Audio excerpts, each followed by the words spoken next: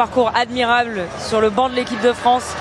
Parce que c'est vrai, c'était votre dernière danse et j'ai envie de vous dire merci après Miami, cette Coupe de... Dans 4 jours, même si c'est pas celle qu'on attendait. Mais c'est gentil, évidemment, il y a beaucoup de déceptions. Les joueurs sont anéantis parce que voilà, on avait beaucoup d'ambition, même s'il faut être aussi logique et reconnaître qu'aujourd'hui on a été un ton en dessous sur le plan technique face à une équipe qui a bien maîtrisé son sujet, plus voilà. Mais c'est d'abord de notre faute, je ne veux pas accuser qui que ce soit. Après je pose une question et je ne vais pas y répondre. Est-ce que l'arbitre a le niveau pour arbitrer une demi-finale de Coupe du Monde?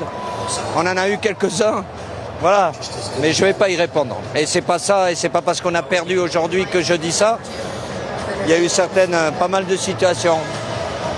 Souvent en défaveur aussi, mais la première raison, c'est forcément parce qu'on a été un peu en dessous et moins dangereux offensivement qu'on l'aurait pu l'être, avec quelques erreurs techniques, des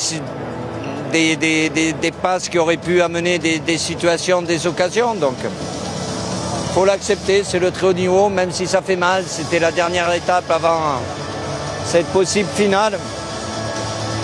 On va jouer la petite finale du coup, mais on va la jouer, ça n'enlève rien. Je ne veux pas jeter tout ce qui a été fait, mais sur ce match-là, voilà, l'Espagne a montré quelque chose de plus.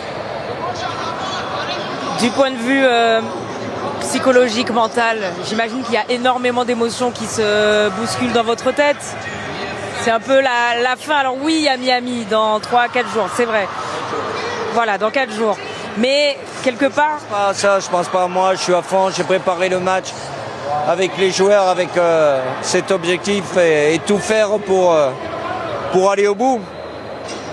On n'a pas réussi, donc voilà, la déception, elle est là, elle est forte parce que c'est une Coupe du Monde. Mais je ne vais pas enlever tout ce qu'on a fait de bien, de très bien, avec forcément des complications. Mais bon, c'est lié un peu à cette compétition ici pour toutes les équipes, même si je pensais qu'on avait plutôt très bien récupéré. Voilà. Après, il y a William Saliba qui ne peut pas continuer. Bon, c'est des éléments qui ne vont pas forcément dans le bon sens pour nous. Et puis, j'enlève pas la qualité de cette équipe d'Espagne qui a l'habitude de maîtriser son sujet.